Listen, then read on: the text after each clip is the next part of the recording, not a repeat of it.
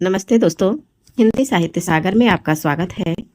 आज हम बात करेंगे उस कवि की जिसे दुनिया ने महाप्राण कहा है, जिनकी लेखनी में जहाँ एक ओर जूही की कली जैसी कोमलता थी, तो वहीं पर राम की शक्ति पूजा जैसी प्रचंड ओज भी था। आइए जानते हैं सूर्यकांत त्रिपाठी निराला जी के संघर्षमय जीवन और उनकी क्रांतिकारी रचनाओं के बारे में। क्या आप जानते हैं कि आधुनिक हिंदी कविता में मुक्त छंद की शुरुआत किसने की? तो वह व्यक्ति थे सूर्यकांत त्रिपाठी निराला जी। आज के इस वीडियो में हम निराला जी के जीवन परिचय से लेकर उनकी कालजयी रचनाओं तक का सफर तय करेंगे।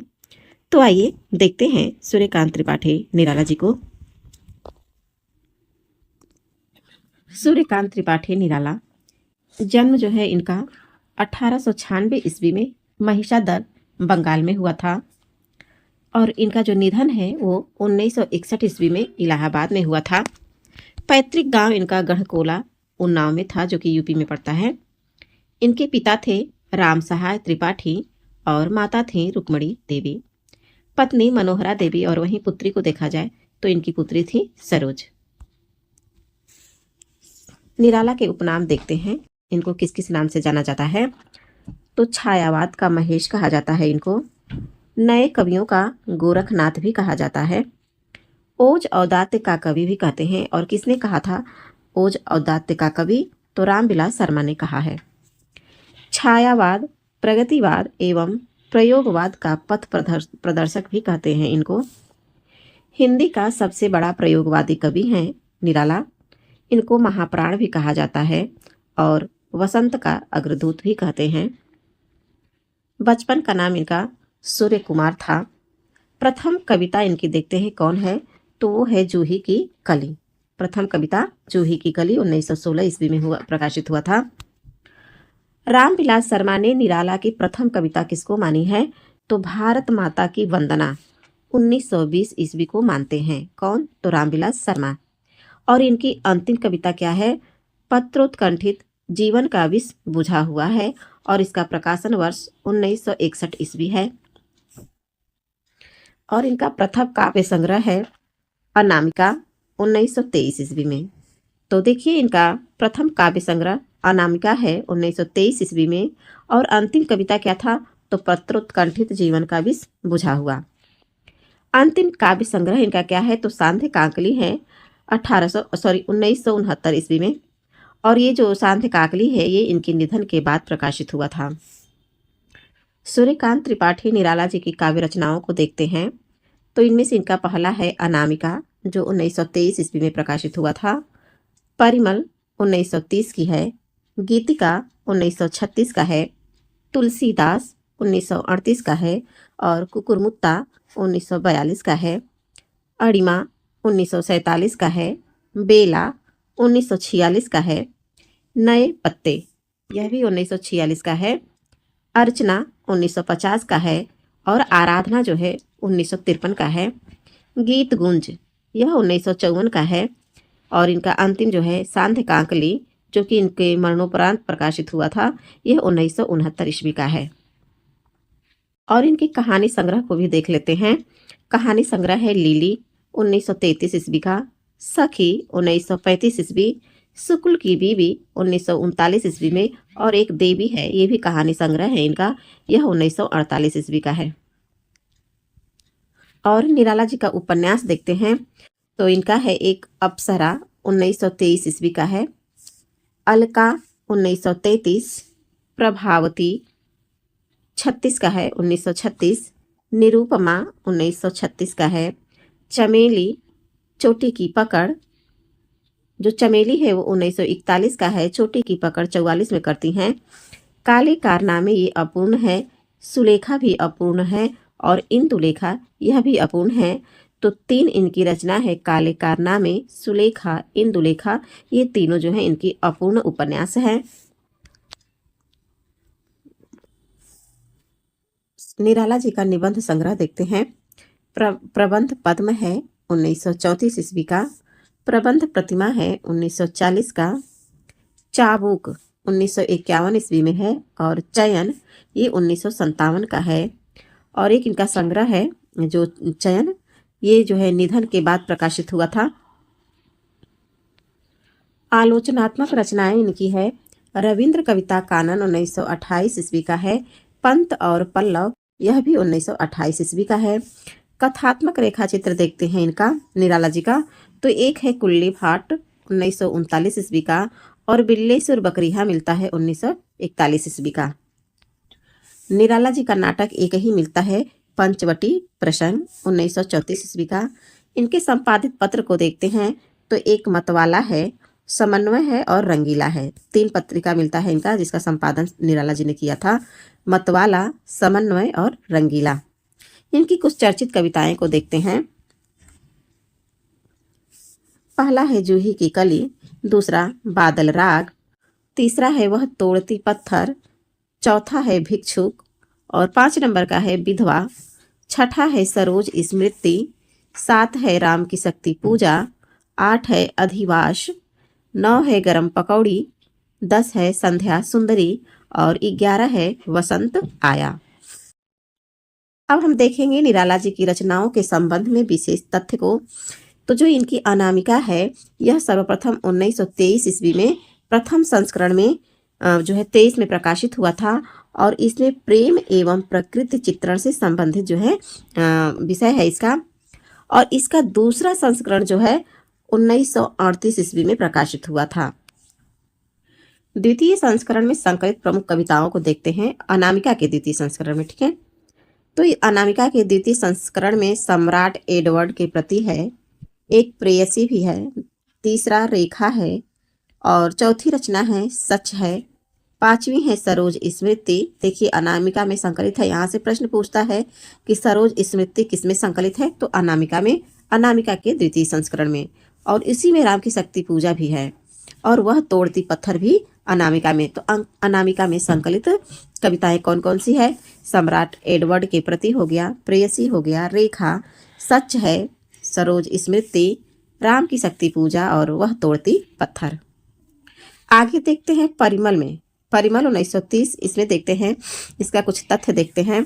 तो देखिए इसकी भूमिका में निराला ने मुक्त छंद की विशेषताएं विस्तार से वर्णित करते हुए उसका महत्व बताया है। किसमें, तो परिमल में। नामवर सिंह ने परिमल की भूमिका को मुक्त छंद का घोषणा पत्र कहा है। क्या कहा है, घोषणा पत्र। तो परिमल की भूमिका को, प्रश्न बनेगा कि परिमल की भूमिका को मुक्त छंद का घोषणा पत्र किसने कहा है, तो आपका जवाब हो जाएगा नामवर सिंह ने। या फिर प्रश्न ऐसे भी बन सकता है कि नामवर सिंह ने परिमल की भूमिका को क्या कहा है, तो मुक्त छंद का घोषणा पत्र कहा है। आगे बढ़ते हैं। मुक्त छंद समूचे स्वच्छंदतावाद युग की आत्मा है। ये कथन किसका है, तो यह कथन डॉक्टर बच्चन सिंह का है। एक बार पुनः देखते हैं बच्चन सिंह के कथन को कि मुक्त छंद समूचे स्वच्छंदतावाद युग की आत्मा है। किसने कहा है, तो डॉक्टर बच्चन सिंह ने। आगे है कि इसमें निराला की छायावादी कविताओं के साथ साथ शोषित वर्ग के प्रति सहानुभूति से संबंधित कविताएं भी है। अब देखते हैं परिमल में संकलित प्रमुख कविताएं, और अभी हम लोग देखे हैं अनामिका में संकलित प्रमुख कविताएं जिसमें राम की शक्ति पूजा था, यही सच है, रेखा और सरोज स्मृति भी उसी में था। अब देखते हैं परिमल में संकलित प्रमुख कविताएं। तो देखिए जूही की कली, ये जो है 1916 ईस्वी में प्रकाशित होती है और सबसे पहले जो है ये 1922 ईस्वी में माधुरी पत्र में प्रकाशित हुई थी।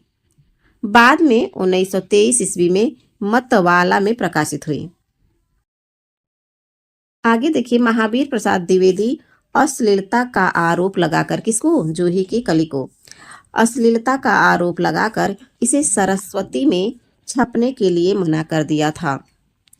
और यह यानी कि जूही की कली मुक्त छंद में रचित हिंदी की प्रथम कविता है। अब परिमल राग देखते हैं। तो ये जो परिमल राग है ये प्रगतिवादी कविता है और इसमें 6 खंड है। कितने खंड है, तो 6 खंड है। और इसमें जो है बादल क्रांतिकारी परिवर्तन का प्रतीक है। बादल राग में बादल जो है क्रांतिकारी परिवर्तन का प्रतीक है।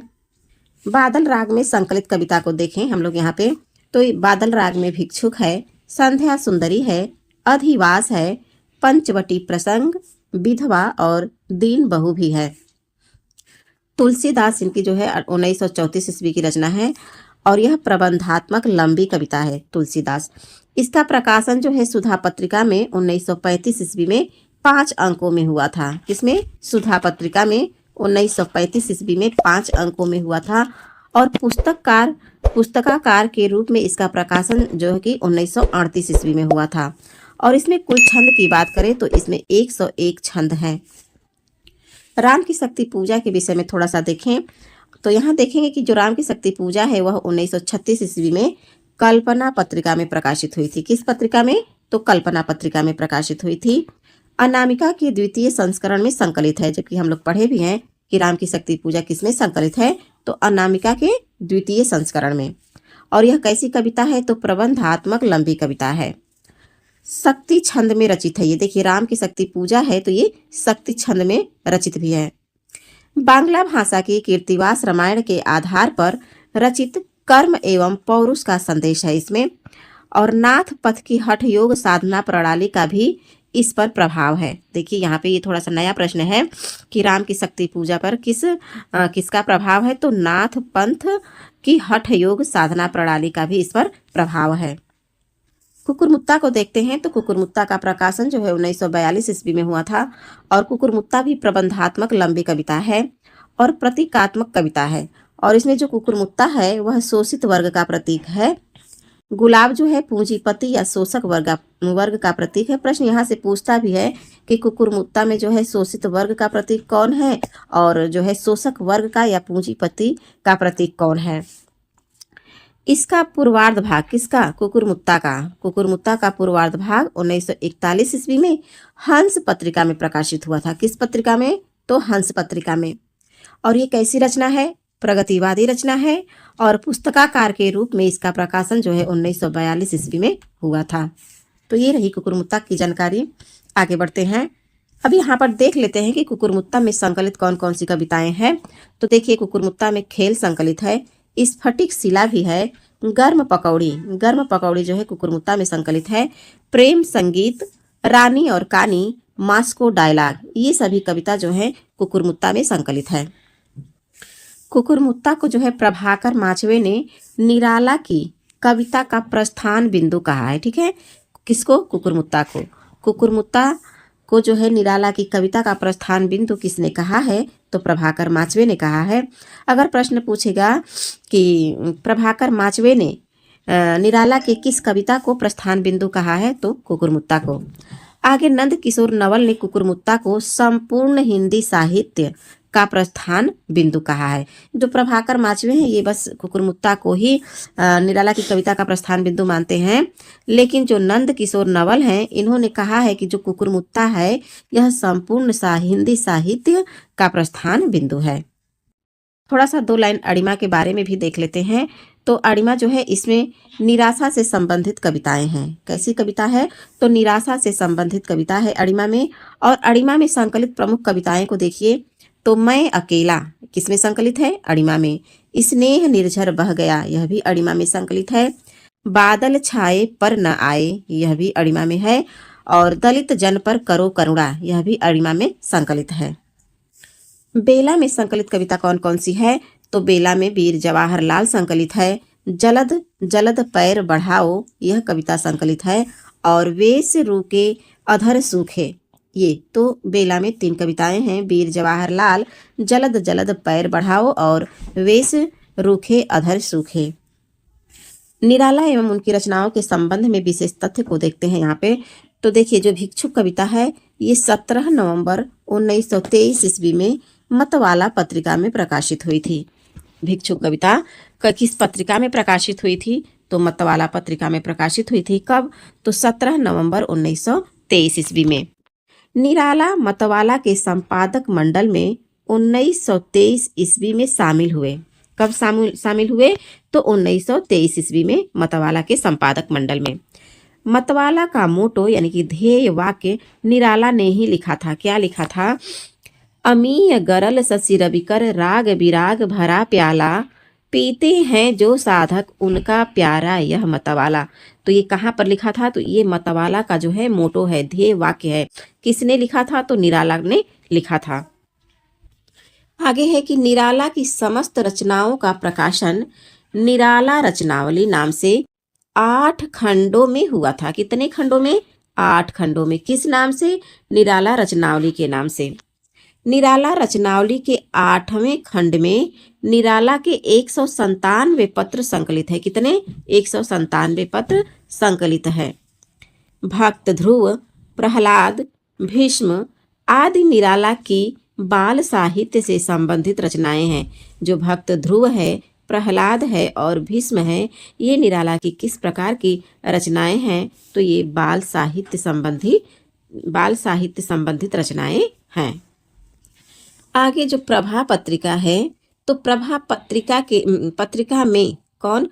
बाल कृष्ण शर्मा नवीन ने भावों की भिड़ंत लेख लिखकर यह सिद्ध करने का प्रयास किया कि निराला की अधिकांश कविताएं रविंद्रनाथ टैगोर की कविताओं का भावानुवाद है।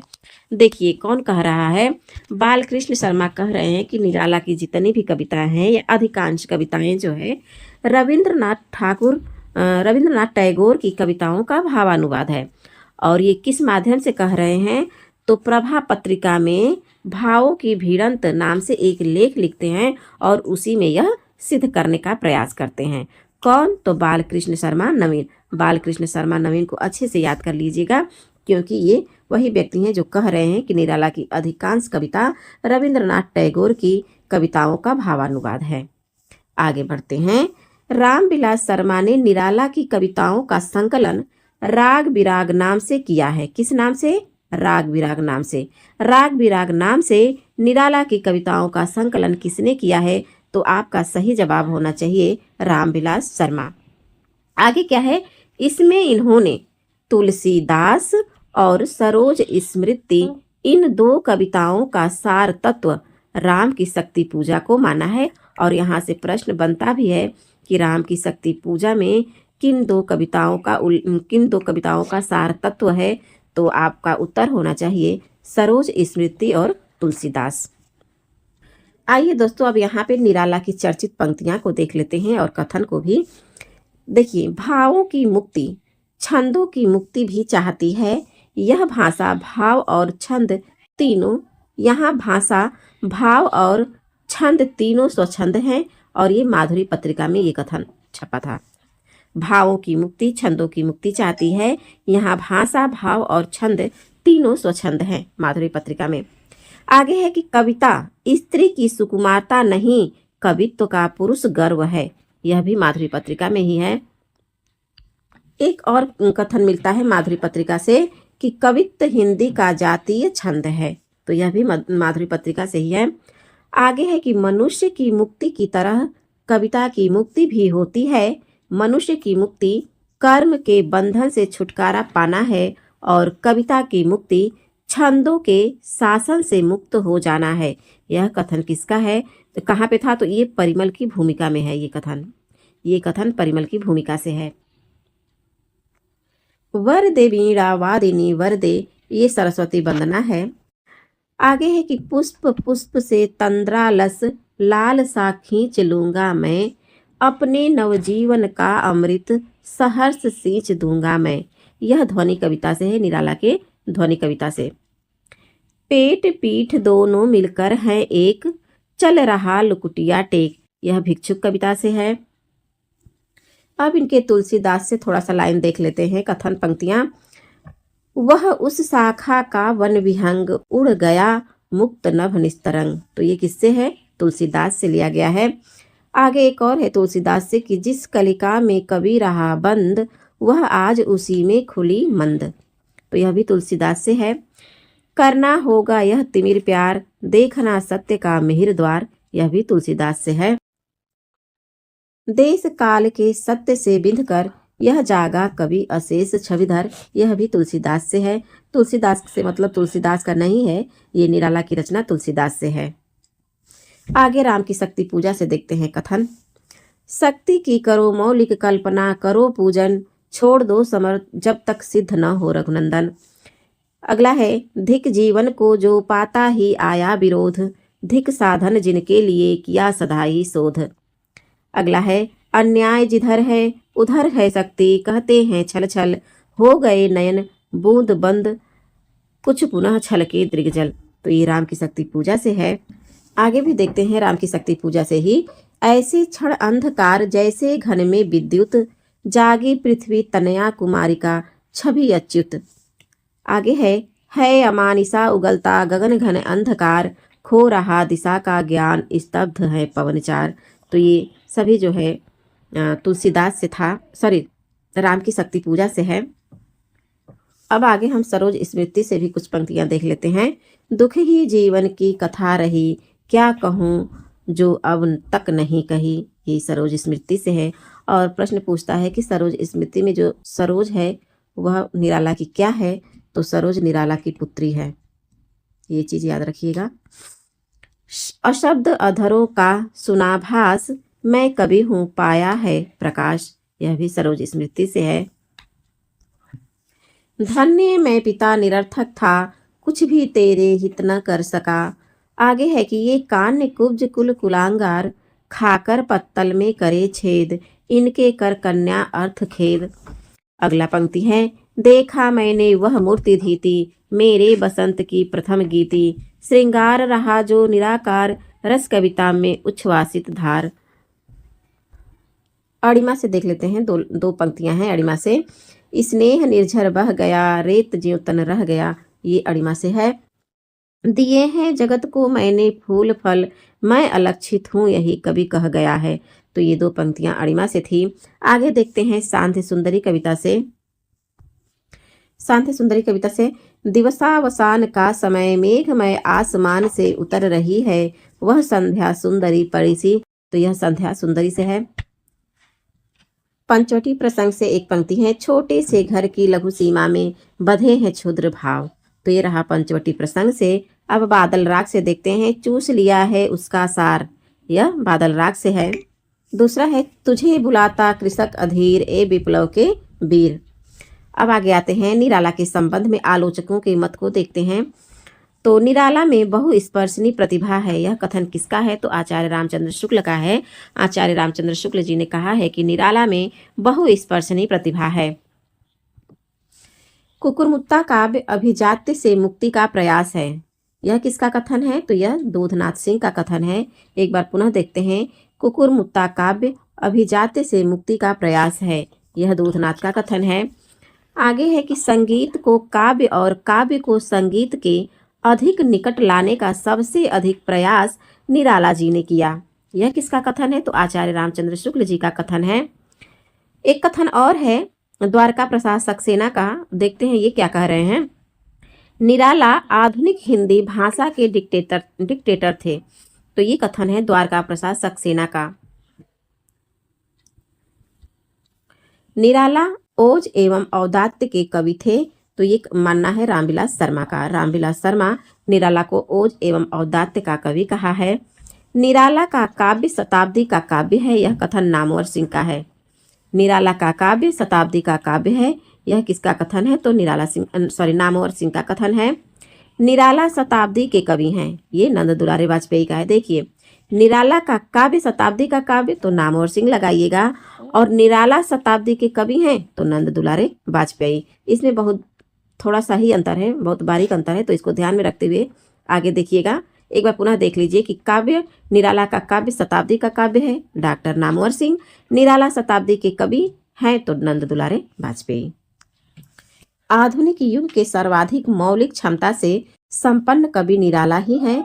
तो यह कथन भी नंद दुलारे वाजपेयी का है। क्या कह रहे हैं कि आधुनिक युग के सर्वाधिक मौलिक क्षमता से संपन्न कवि निराला ही है। तो ये नंद दुलारे वाजपेयी का है। तो दोस्तों, यह रहा निराला जी का संक्षिप्त जीवन परिचय। उनकी रचनाओं को भी देखे हैं और उनके विषय में विद्वानों के कथन को और उनके रचना के विषय वस्तु को भी देखे हैं। उम्मीद है यह जानकारी आपकी परीक्षा और साहित्य की समझ के लिए उपयोगी रही होगी। अगर आपको यह वीडियो पसंद आया तो इसे लाइक और अपने दोस्तों के साथ शेयर करें। मिलते हैं अगले वीडियो में एक नए साहित्यकार के साथ। तब तक के लिए धन्यवाद।